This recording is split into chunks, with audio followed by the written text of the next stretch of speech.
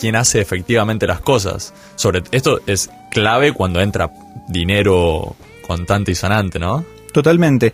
Y enseguida empezaron a llegar algunas pautas. De hecho, una de las primeras pautas fue un chico que estaba con un emprendimiento tipo Dig desde Miami, que pagó por un banner fijo mensual una cosa así como $500. Que en realidad después, cuando vio lo que fue el CTR, creo que había pagado 28 centavos de dólar por cada clic. O sea, nosotros sabíamos que adentro del sitio a los usuarios que estaban en ese momento no les gustaba la publicidad, porque eran la mayoría gente geek.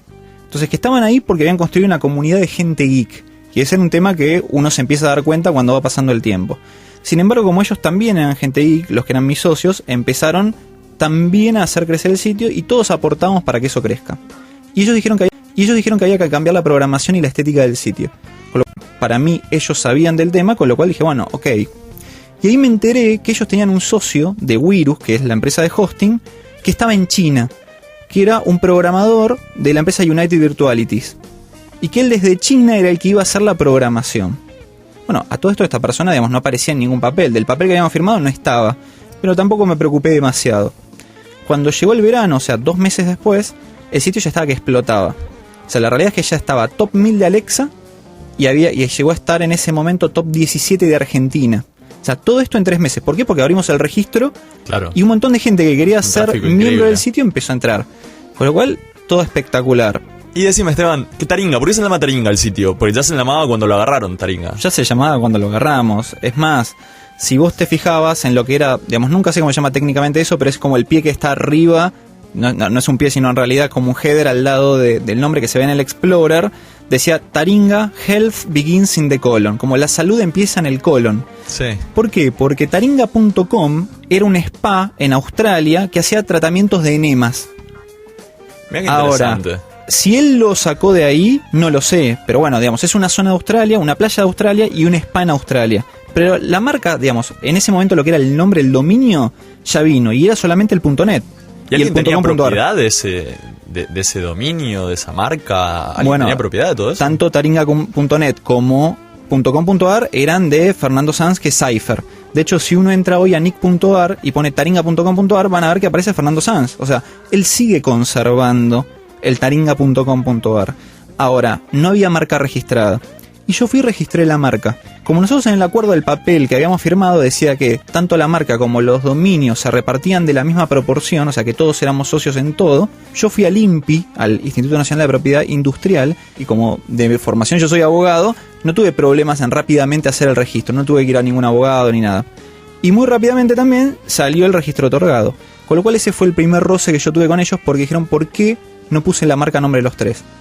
Y la verdad que si tenemos un papel firmado, ¿por qué tengo que poner el nombre de los tres? Si ya tenés el papel que te da la garantía de que esto es de todos. Hay un tema ahí también con...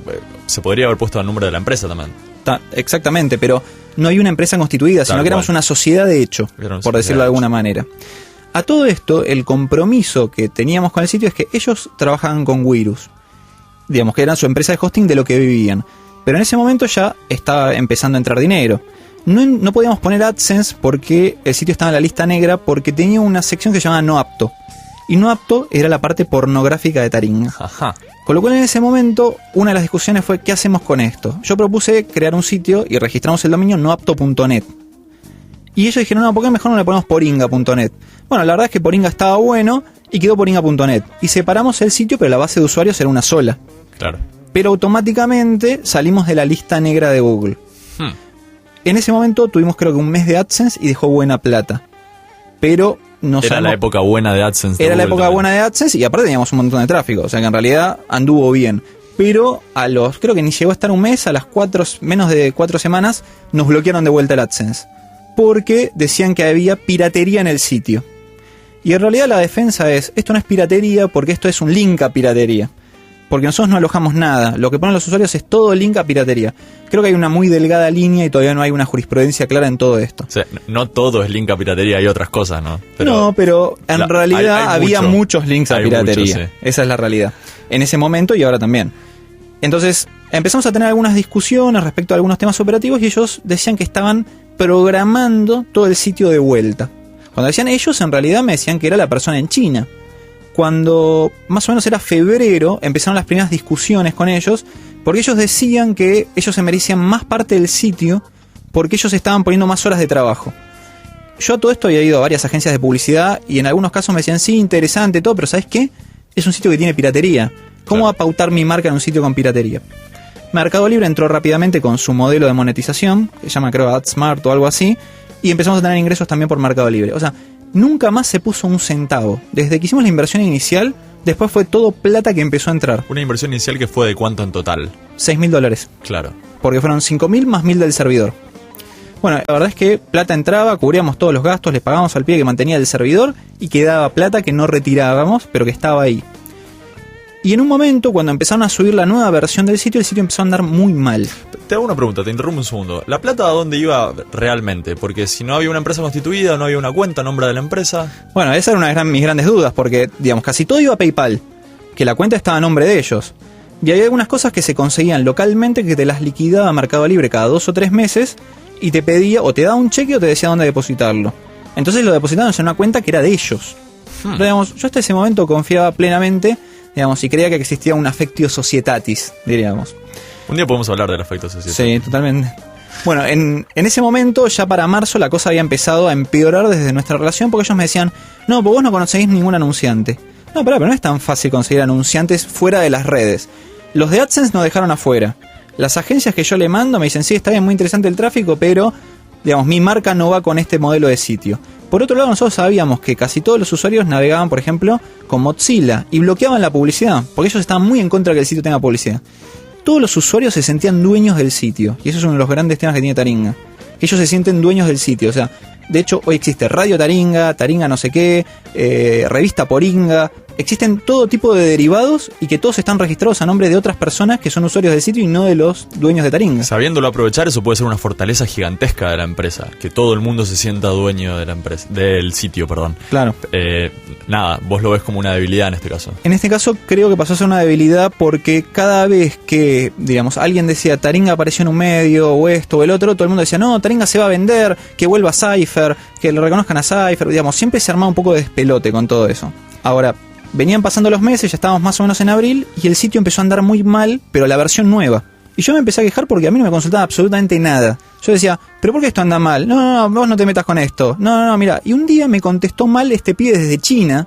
Y yo dije, ¿y este pibe qué hace acá? No, bueno, él es socio. ¿Pero socio en dónde? No, porque él es socio nuestro, entonces él es socio también acá. Y aparte él es el que está haciendo todo el código nuevo. Bueno, fantástico. Cuando tengamos para la data, le pagamos. Entonces me dijeron, no, porque nosotros estamos aportando más que vos. Nosotros creemos que necesitamos o deberíamos tener más participación accionaria porque nosotros estamos haciendo mucho más trabajo que el que vos haces. Yo decía, bueno, pero pará, si mañana da para pagar sueldos, los primeros que van a cobrar un sueldo son ustedes. Pero esto no tiene nada que ver con la parte de participación accionaria. Eso, hay que hacer esa diferencia clara siempre y desde el principio, ¿no? Sí, pero bueno, digamos, es fácil hacerlo cuando todos hablamos el mismo idioma. Cuando las otras personas hablan otro idioma es otro tema. Aparte, ellos en el fondo no estaban tan comprometidos, porque ellos tenían su empresa de hosting. Lo que hacían era linkear, digamos, obviamente, a Wirus desde Taringa, con lo cual Wirus recibía mucho tráfico. Y después se pusieron a armar varios sitios de ellos, tipo micrositios, donde por ejemplo uno era tipo seccionó, el otro era una especie de tu consejo, tu secreto, no sé qué, tu secreto ya existía, digamos, era tuconsejo.com, donde ellos linkeaban desde Taringa tráfico a sitios que eran solamente de ellos. Entonces yo le decía, pará, este sitio que ustedes pegaron acá, ¿es de ustedes? Sí, o sea, vos me estás aprovechando algo que somos socios y te lo estás aprovechando para vos. Bueno, está bien, no, tenés razón, pero bueno, después que cuando podría vos... estar todo bien, pero si está todo claro... No, la respuesta era, cuando vos tengas algún sitio, vení y lo linkeamos. Claro. O sea, ellos empezaron a hacer negocios con Taringa por afuera de Taringa. Con lo cual, bueno, el tema se empezó a poner cada vez más espeso. A todo esto Hernán, que era el que yo conocía originalmente, estaba aplicando para entrar a trabajar a Google. Estaba súper entusiasmado porque Google estaba abriendo oficinas en Argentina, que había ido de entrevista. O sea, ni siquiera confiaban. Y yo le decía, muchachos, nosotros tenemos uno de los sitios de más tráfico de la Argentina. Había empezado a aparecer tráfico internacional. Esto podría valer millones si lo hacemos bien. No, bueno, en realidad lo que hay que hacer es ahora sacarle plata y vos preocupate por hacerle plata ahora porque nosotros no vamos a estar esperando que esto y el otro. Bueno, el tema es que después de Semana Santa la relación se quebró completamente. Se pelearon un día. Digamos, nos sentamos a hablar y aparte yo había estado hablando con estudios jurídicos por el tema de que ya nos estaban llegando algunas cartas documento o llamados por temas de propiedad intelectual e industrial. Y entonces le dije, ¿por qué no ponemos a un estudio de abogados y que de alguna manera ese estudio haga un disclaimer muy importante respecto de todo esto? Sí, pero para que primero queremos hablar de algunos temas. A todo esto muchas veces yo quería reunirme con ellos y ellos no podían. O sea que no podemos, no, en este horario no, tengo una